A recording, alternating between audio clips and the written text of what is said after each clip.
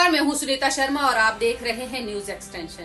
प्रतिदिन की तरह आज हम फिर से हाजिर हैं एक नई खबर के साथ। तो आइए देखते हैं आज के समाचार। सीएम योगी आदित्यनाथ ने कफ सिरप मामले में साफ कहा, उप्र में कोडीन कफ सिरप से कोई मौत नहीं हुई। एसटीएफ ने जिस सबसे बड़े सप्लायर को पकड़ा उसका लाइसेंस सपा सरकार में मिला था। पूरा मामला अवैध डायवर्जन का है। अब तक 79 एफआईआर, 78 गिरफ्तारियां और 134 फर्मों पर छापेमारी हो चुकी है। जल्द बुलडोजर एक्शन की भी तैयारी है। सीएम योगी आदित्यनाथ ने आगे कहा, एक बार ललकारा गया था तो कई लोग कब्र में दफन हो गए।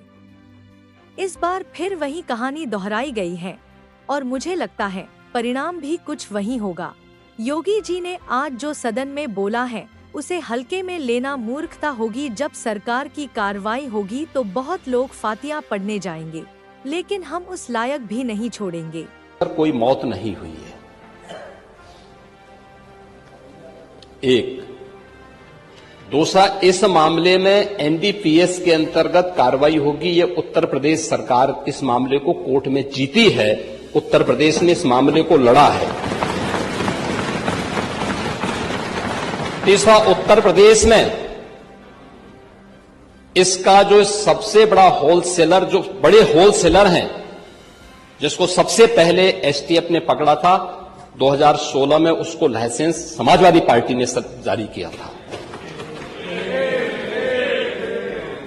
जो फोटो रिलीज हो रही हैं, देश के अंदर दो नमूने हैं, एक दिल्ली में और एक लखनऊ में बैठते हैं। जब देश में कोई चर्चा होती है तो तुरंत वह देश छोड़ करके भाग जाते हैं।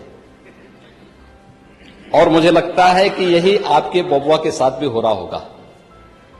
वह भी देश से फिर जाएंगे इंग्लैंड की सैर सपाटे में और आप लोग यहां चिल्लाते रहेंगे।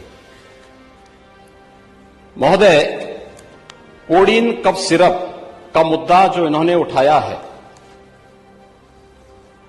मुद्दा था नकली दवाओं के सेवन के कारण होने वाली मौतों का। और उसके बारे में हमने पहले ही बताया है कि नकली दवा के कारण होने वाली मौत के प्रकरण की कोई भी बात अभी तक शासन के संज्ञान में नहीं आई है। और समय समय पर एफएसडीए विभाग इसको लेकर के छापेमारी करती है, कार्रवाई करती है। कंपनियों में भी इस प्रकार की कार्रवाई होती है।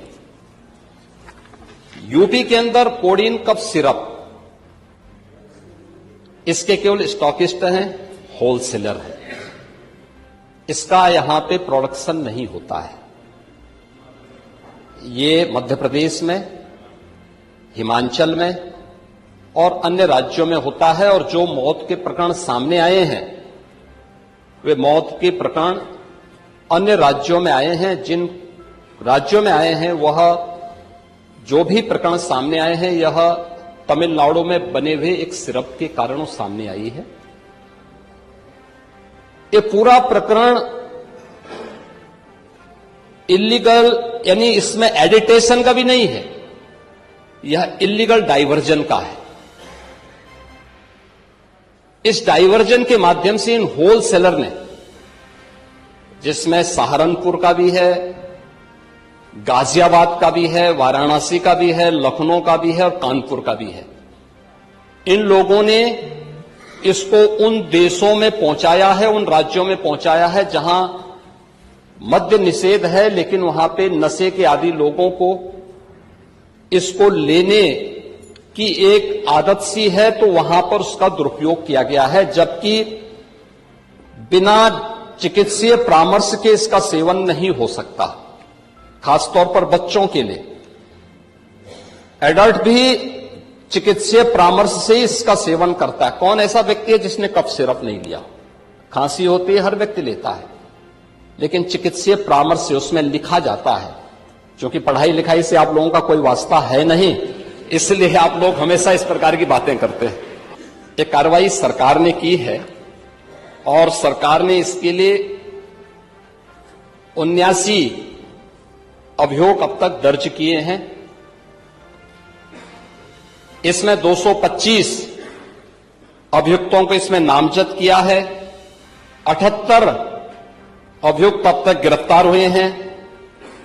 134 फर्म पर एक छापेमारी की कार्रवाई हुई है और इसमें अब तक जिन क्षेत्रों में ये आई हुई अलग अलग राज्यों से जुड़े हुए यह सभी केंद्र हैं और मुझे लगता है अगर आप इसकी गहराई में जाएंगे तो घूम फिर करके वही मामला है कि वो कहीं ना कहीं कोई ना कोई समाजवादी पार्टी से जुड़ा हुआ नेता या उनसे जुड़ा हुआ कोई ना कोई व्यक्ति उसकी चपेट में आता है। और इलीगल ट्रांजैक्शन भी जो हुआ है वह भी आपकी लोहिया बहाने के एक पदाधिकारी के अकाउंट के माध्यम से हुआ है। एसटीएफ इसकी जांच कर रही है। इस पूरे मामले में हाईकोर्ट से उस पूरे मामले को एनडीपीएस के अंतर्गत इस मामले में मुकदमा चलना चाहिए।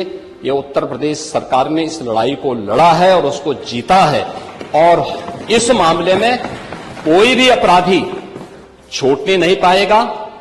और चिंता मत करिए, समय आने पर बुलडोजर एक्शन भी उसकी तैयारी भी रहेगी। उस समय चिल्लाना मत करिए। जो भी अपराधी होगा, ये तो मैं जानता हूं आपकी पीड़ा को, क्योंकि जब सरकार की कार्रवाई अपने अंतिम उस तक जाएगी तो आप में से बहुत सारे लोग फतिया पढ़ने के लिए जाएंगे वहां। तो आपको फतिया पढ़ने की लायक भी हम नहीं छोड़ेंगे, तब तक ऐसी कार्रवाई हम कर देंगे। इसके लिए महोदय हम लोगों ने एक एसआईटी गठित की है। प्रदेश के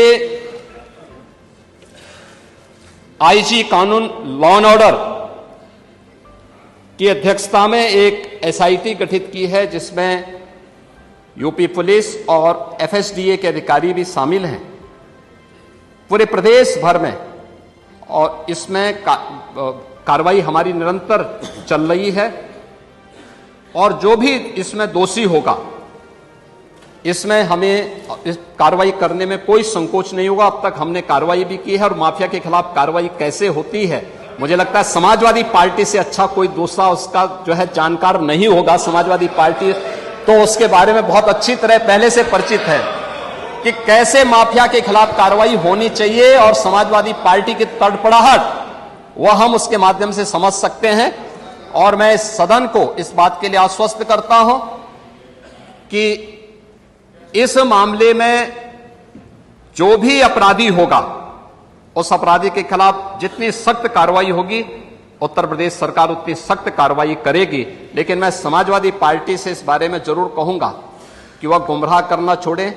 उत्तर प्रदेश के अंदर कोई भी इससे संबंधित मौत के प्रकरण सामने अभी तक नहीं आए हैं और इस पे कार्रवाई हमारी सरकार ने किया है। आपकी सरकार ने उन्हें लाइसेंस दिया था उनके इलीगल गतिविधियों को आगे बढ़ाने के लिए। समाजवादी पार्टी की सरकार ने 2012 से 16 के बीच में सारे इलीगल कार्यों को आगे बढ़ाया था। मैंने इस बुलेटिन में फिलहाल इतना ही। कल फिर मिलेंगे कुछ नई कुछ ताजा खबरों के साथ। तब तक के लिए नमस्कार।